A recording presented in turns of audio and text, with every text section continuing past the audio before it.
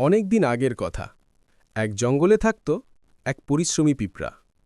প্রতিদিন ভোর হলে সে বের হয়ে পড়ত খাবার জোগাড় করতে। কখনো ছোট ছোট দানা বয়ে নিয়ে যায়, কখনো কাঠ আনে, কখনো আবার বর্ষার আগেই ঘর মেরামত করে। জঙ্গলের সবাই জানত পিঁপড়া মানেই পরিশ্রম। একদিন দুপুরে রোদ ঝলমলে আকাশের নিচে পিঁপড়াটি খাবার বয়ে নিয়ে ফিরছিল। হঠাৎ সামনে লাফিয়ে এলো এক ঘাসফড়িং। হাসতে হাসতে বলল, এই পিঁপড়া, তুমি সারাদিন একই কাজ করো, না কোনো হাসি, না মজা, না ঘোরাঘুরি। জীবনটা তুমি উপভোগই করো না কেন? এভাবে তো মানুষ বাঁচে না। পিঁপড়া থামল, এক মুহূর্ত ঘাসফড়িংয়ের দিকে তাকিয়ে রইল।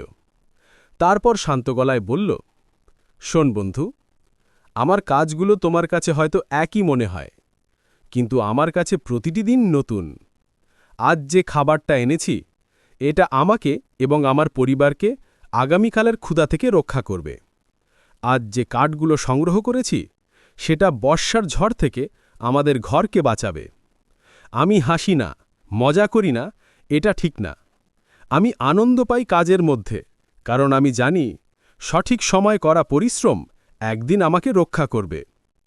ঘাসফড়িং একটু হেসে বলল, আরে আরে, জীবনটা এত সিরিয়াস করে ফেলছো কেন? বর্ষা আসতে এখন অনেক দেরি। চলো আজ একটু নাচ গান করি, কাজ তো কালও হবে। পিঁপড়া মিষ্টি হেসে বলল, বন্ধু, তুমি আজ মজা করো, কিন্তু যখন ঝড় আসবে তুমি আশ্রয় খুঁজবে, আর তখন মনে পড়বে পরিশ্রম কখনো বৃথা যায় না। দিন যায়, মৌসুম বদলায়, কারো চোখে দেখা যায় না, কিন্তু আকাশে জমতে থাকে বর্ষার কালো মেঘ। হঠাৎ একদিন শুরু হলো ভয়ঙ্কর ঝড় বৃষ্টি। ঘাসফড়িং দৌড়াচ্ছে, কোথাও আশ্রয় নেই। শরীর কাঁপছে ঠান্ডায়, ভিজে ভিজে ক্লান্ত। দূর থেকে সে দেখল পিঁপড়ের ছোট্ট ঘরে আলো জ্বলছে। সব পিঁপড়ে নিরাপদ, খাবার আছে, তারা নিশ্চিন্তে বসে আছে ঝড় থামা পর্যন্ত।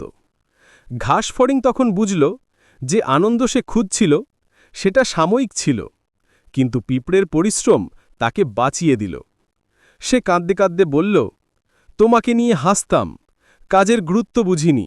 আজ বুঝলাম, আজকের পরিশ্রমই আগামী দিনের নিরাপত্তা। পিঁপড়ে দরজা খুলে বলল, কোনো সমস্যা নেই বন্ধু, ভুল সবাই করে, কিন্তু যারা ভুল থেকে শেখে তারাই বড় হয়।